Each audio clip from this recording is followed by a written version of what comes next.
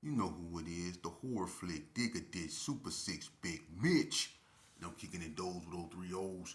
And I'm bringing 28 101s because we Vegas Suns. It's the metal lands. It's the metals, man. And you already know what's, hey, hubba dub, hubba dub, hubba dub. Boom! Come on, scrub. Nah, I'm just playing. Welcome to Vegas Chronicles, man. Y'all know I got the same intro. It is what it is. But welcome to Vegas Chronicles, man, with your host, Big Mitch, the horror flick from Super 6.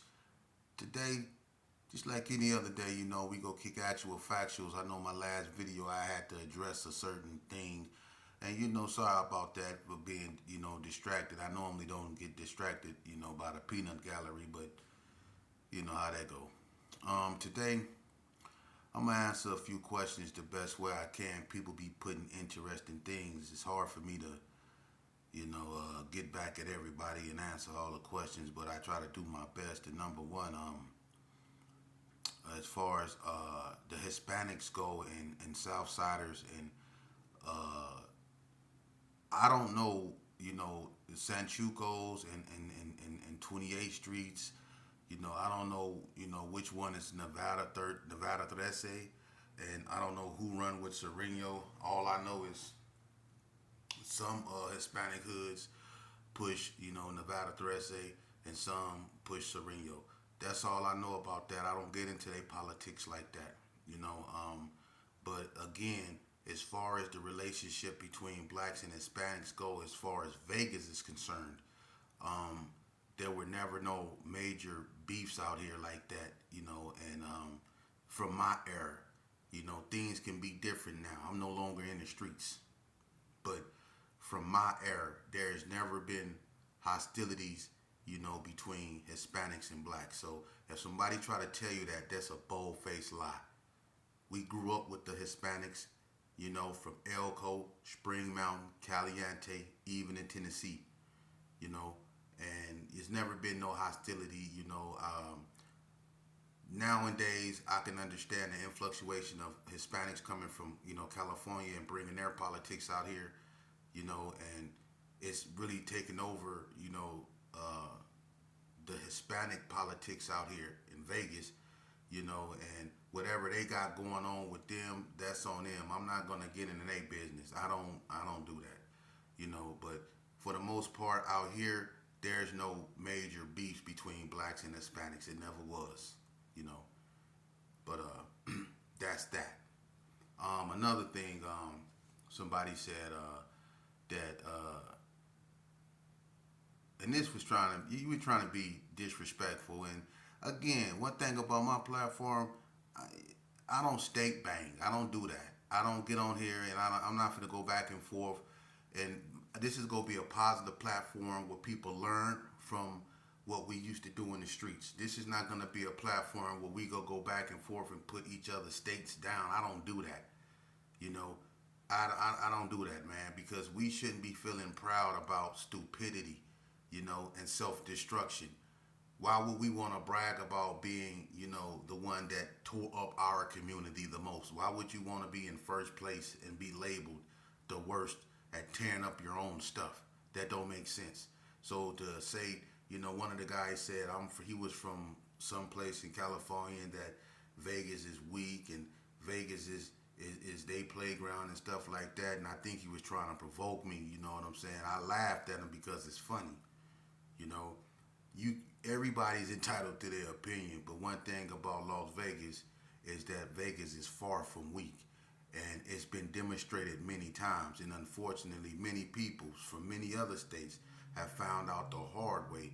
And unfortunately, that's just how it goes. It's not where you from; it's where you at. You know, you're not gonna never find nobody from Las Vegas trying to go to California and trying to do nothing. You know, they know how this gonna turn out. So to say that people come out here and turn this, and that's a lie. When I was in the streets and when I was in the game, it was none of that. California and Vegas, we for the most part had a cool relationship. You know, they went along the guidelines. If they was Cali Bloods, then they roll with the Vegas Bloods. If they was Cali Crips, depending on which area they were in, that's what they did. They got along, and if they didn't, they just stayed to themselves. But they wasn't trying to push no narratives to cause conflict. Never. Never. And the ones that did, which were like the back streets, you know, they came out here and they caused conflict, and it didn't turn out too good for them. Especially when they went to the joint. The guys from Pomona came out here. Double R. Y'all remember Double R, heavy set guy, Southside Village. You know, y'all remember that case with Mouse and Crip from 60s, and the girls and the dudes in the house. Y'all remember that? It was a high profile case. Everybody remember that, you know, when they went in that house and they told the dudes to take their hats off, man, and, you know, unalive them and the girl, and I guess one of the girls was you know against one of them, and they did her kind of bad, you know, but it was the little girl, you know, the little kid that got him. You know what I mean? I guess she recognized one of the dudes, and they put the little kid on the stand, and she got him. You know what I mean? But that's what certain California cats was coming out here doing. Skull from Pomona came out here. A lot of people know Skull from Sintown, Trey 5'7", light-skinned brother. You know, he came out here. His girl used to stay in the Gerson. I used to kick it with Skull. Baby Reg came out here too. I think Baby Reg stayed in Cary Orange from Pomona.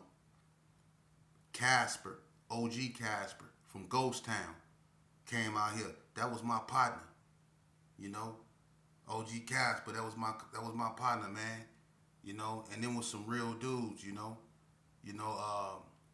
Vernon and Greg, Lil Spicy and Baby Gangsta, that they grew up in the Gerson, but they moved to San Bernardino and became Pimp Player Hustler Gangsta Crips, PPHG, you know, whatever that is in San Bernardino. They became that 714 Mob, but they came out here and bought a bunch of those guys out here. So a bunch of California, and then the Grapes came out here. You know, it was a bunch of people from California coming out here, man, and intermingling with the Vegas cats, man. So it was no hostility. One of my best friends that was my big brother is from California. He's from Anthony Park. His name is Big Mouse. You know, Big Mouse is like my big brother, man. Me and Roger, we got parole together in 2012. You know, we did almost a dub together. That was my partner, never changed up. You know, he was just like a cool, solid cat, man, a big brother. You know, he old school, you know, and he a reputable too. He got a name, you know, and he gave his life to Jehovah. See, people didn't know that side of Mouse. That Mouse was a real religious individual, man. And when he lost one of his sons, man, that hit him hard. That hit him hard when he lost his son. You know what I mean? And you know, Mouse was the type of dude. They don't make him like him no more, man. They don't. That's the first dude I seen laugh at, you know, the C word, which is, you know, I don't want to say it on here because of YouTube standard. You know what I'm saying? You know, when people get sick, the C word. You know what I mean? He laughed at that. You know what I'm saying? As he, you know, and they let him out, and he got out and he passed away. But his mama and his father was still alive, and Mouse was in his 60s. Mouse was in his 60s. That was my best friend.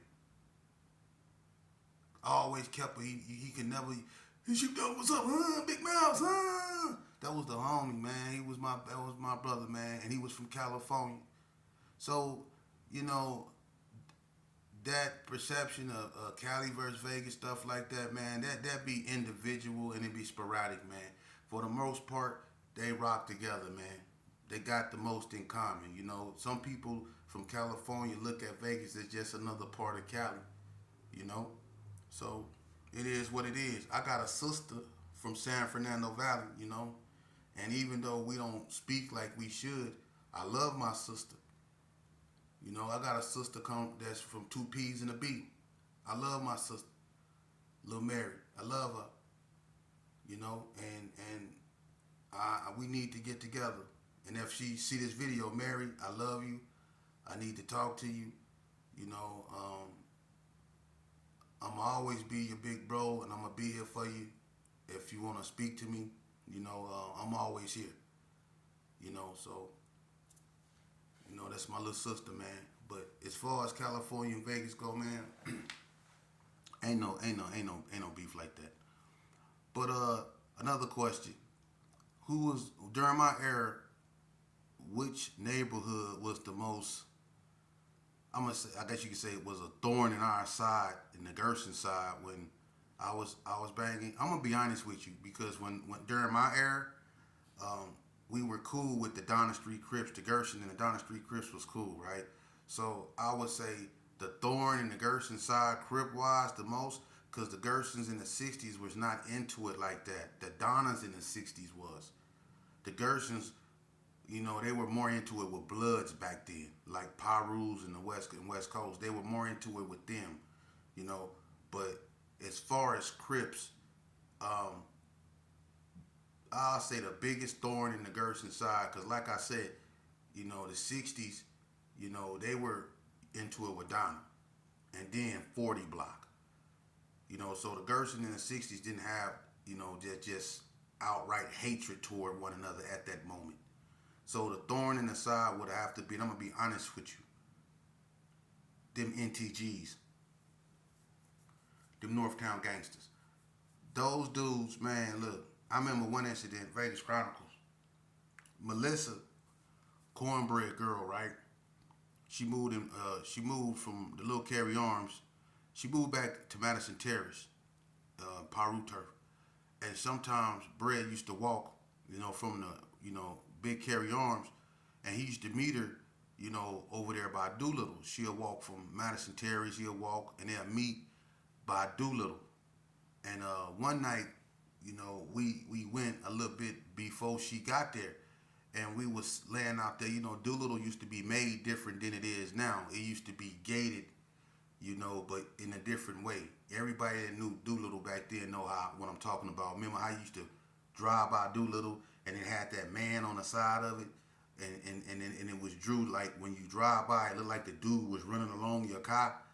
You know, it was a trip. Anybody from the old school remember how Doolittle used to look. But anyway, we was in the side of the grass, you know, waiting on her. We was just laying out there.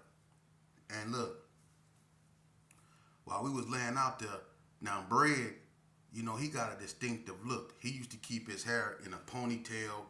He kept like a tank top on. He was slender. You know, he had like kind of like muscular arms and stuff like that. But he was a real slim dude for the most part, real tall. But he had a distinctive look, you know what I mean? So he was laying in the grass, you know what I'm saying? And I was posted up, and a cop pulled up, and it slowed down. And somebody say, "Who was that?" And Bread said, "Who you wanted to G?" And the dude in the car said, "This NT mother G." He said, "This NT mother G." You know what I'm saying? And Bread was like, "This Gerson Park, you can get out the car." Man, look. All you heard was, "Pat, pat, pat, pat, pat, pat, pat, pat, pat, pat, pat, pat." Hey, look. Bread jumped up and ran toward, see, you can, back then, you can run like toward, like what Doolittle, like the wall. It had a little part where that stuck out that he can get behind. Me, I'm out in the open. When they let loose, I didn't do nothing but run toward the gate. Look, and when I jumped the gate, I jumped the gate like a cat. I touched the gate one time with my hands. And they had them gates, they had them little bungs that stick up like that. You know them gates that they don't want you to climb. They be having them little things that be like this on there. Look, I ran and I grabbed the gate, and them things went in my hand. It didn't matter. I touched the gate one time. My feet didn't touch the gate at all. It took me one hop and I was over there. In any Olympic, I would have won a gold medal. Look, I jumped over that fence so cold. With one whop, I grabbed it and I was over it and I was gone. And it was They lit our behind up. They got down on us. It was them NTGs. Them NTGs was a thorn in our side. Peep this. I remember Hard Tackle, rest in peace. He get into it with one of the NTGs on the phone, right? And this NTG is a known NTG. You know what I mean? And he over Bread House. Tackle is, right? Cassandra, she remember this. And I guess it got bad because Nisha, Money Mon's sister, stayed next door to Cassandra in the big carry arms on West Street. To make a long story short, she used to come over there and use the phone and call them NTGs and stuff like that because she used to mess with different dudes from different hoods, you know. And I guess he get on the phone and him and the NTG boy get into it. Look what the NTGs do. They came over there and shot up the house. Look, shot the house up. Hard Tackle grabbed Bread 4-4, run outside. He didn't grab the gap bigger than him. And the gap was so big, the way Hard Tackle was busting it, Cassandra said he killed about 4 pigeons. Cause she said he had the gun and he was looking away because it was so big, you know what I mean? Bread had one of them John Wayne 4-4s, the ones you cock back and then you bust it. It was one of them big, long, ugly 4-4s. He had one of those, and Cassandra said the way Hard Tackle had it, he was looking this way when he was trying to, you know, pointing and bust. He said he killed about 4 pigeons out there. I was laughing. But them NTGs, man, and them NTGs, you know, and it's a trip because when I first came into contact with them, you know, I thought they was Donnas, and it was at Stop and Shop. I spoke on that on the video. I'm not gonna get into that, and that's when J-Rat and DMC got into it, you know, and they drew down on each other. You know what I mean? And J-Rat, you know, that boy, that man, you know, when it come to, that's a guy I didn't mention. I failed to mention. J-Rat back in the day, Junior, wasn't no joke. And him and DMC had each other up at Stop and Shop, and we was in DMC girl Tammy truck. To make a long story short, you know, they drove off into Berkeley Square, you know, acting like they was finna drive, you know, go. And he came out the sunroof, started blowing, and tore the whole store up. You know what I mean? And I was just a little kid, and if Tyrone howled and snatched me out the truck, I'd probably be a ghost. I'm just keeping it 100, because what my head was, it was a bullet hole through that, a bullet hole through the front windshield, and then a bullet hole went through Stop and Shop window. He tore that car up. You know what I mean? So them NTGs, man, it wasn't no joke, man. They was a thorn because they was like, you know, the Gersons and the Donnas was together. So you know what the Donnas was doing, you know, we basically was doing it with them, you know, but the NTGs was coming out at the same time and making the same type of noise, but they was, you know, looked upon back then as enemies. But, you know, they didn't care about no alliances. Them NTGs they did their thing, you know, back then, you know. So I would say that Northtown Gangsters was the biggest threat, Crip-wise, at that time to the Gersons, because the 60s was really locked in a war with the Donnas, and then eventually the 40 blocks.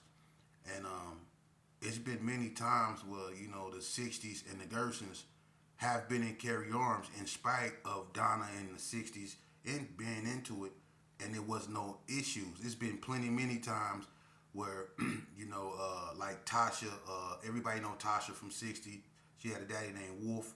She'll throw a party. It be Gersons in 60s up in there.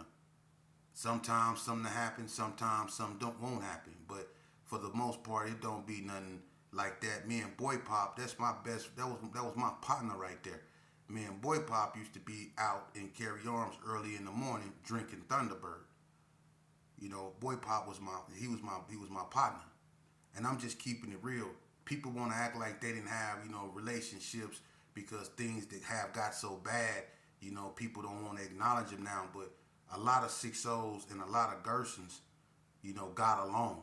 Even when the 60s and the Donnas was into it, they got along. You know, it's been many a times where I seen Stick and we embrace me and Big Craze We was into it, but we eventually got cool. Harry-O, Big Alexis, Romeo, all them. It was never no animosity, like that toward, them. In my era, things changed though, and sometimes for the worse. But for the most part, them NTGs was a thorn in the Gerson side, and I say second after the NTGs, them ABMs. Them ABMs. Because the ABMs, not being a real big gang and being in the north like that, they were a force to be reckoned with. A force to be reckoned with, and they wasn't no joke, when it came to, that type of lifestyle. And one thing I would like to say, a lot of those, guys, that I used to get into it with and war against, now speaking, it's good to know that I can sit down with the majority of those guys, man, and I have a lot of respect for them, and I was talking to one, a friend of mine the other day, this what we realize, gang banging is wrong in every sense, in every fashion, and I don't recommend that lifestyle to no one. It's wrong, and a lot of mothers and lost children due to this, and it caused a lot of destruction. But at the same time, and I'm speaking for Las Vegas, this is what I don't understand. They go after gangs, and the community. People have a right to be safe and sound in their community. You know what I mean? They pay rent to be secure in their communities. They should be secure in their communities. They shouldn't have to worry about nuisance. I get it, but you go after gangbangers and you lock them up, but at the same time, you have a mob museum downtown dedicated to organized crime. You guys actually had the Thompson that was used in the St. Valentine's Day Massacre in Chicago. Y'all had one of the Thompson machine guns on display. Car doors that were, riddled with bullet holes from mafia incidents. They have a mob museum dedicated to people like Meyer Lansky, Bugsy Siegel, Lucky Luciano, Tough Tony Anastasia, Alfonso Capone, all these, the Lucchese's, the Bananos, the Colombos, the Gambinos, the Genovese. They got all a museum, and our mayor, our own mayor, who used to be a mafia lawyer, our own mayor is the one got it put there. And they talk about us glorifying something. You have a mob museum? Are you serious? Ain't this kind of hypocritical? Y'all over here putting, gang members under, RICO acts and stuff like that, but at the same time, y'all have a mob museum where you glorify things like the St. Valentine's Day Massacre. You got people like Gotti, Sammy the Bull, the Westies, all these people in there that's known for some of the most heinous things. Tony Spilatro, his brother. See, people can go in there and see the carnage that they did put on display.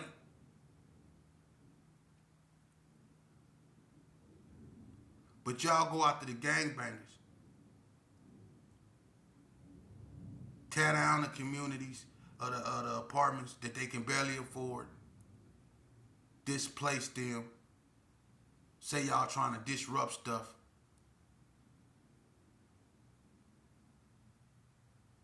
But you have a mob museum. What about the mothers that lost their children Why they don't get no museum that they can go in, huh? And see the reality of the lives that they went through. Their lives were destroyed too. Why they don't have a museum where they can go in and see pictures of their sons, the way y'all got pictures of mafia bosses and mafia capos and mafia hits and stuff like that all over the wall and everywhere up in there for people to go up in there and see. Y'all glamorizing that. That's hypocritical. That's very hypocritical. But hey, I hope y'all paying attention. And not just on that front, but I just hope y'all paying attention in general. I hate to deviate away from Vegas Chronicles, and I'm not, but reality is where you sitting at. If you listening to me and you can hear my voice, listen to me. What's going on around you, and I'm not finna get deep into nothing because y'all already know. Y'all see it for y'allself. I feel it. Y'all see it.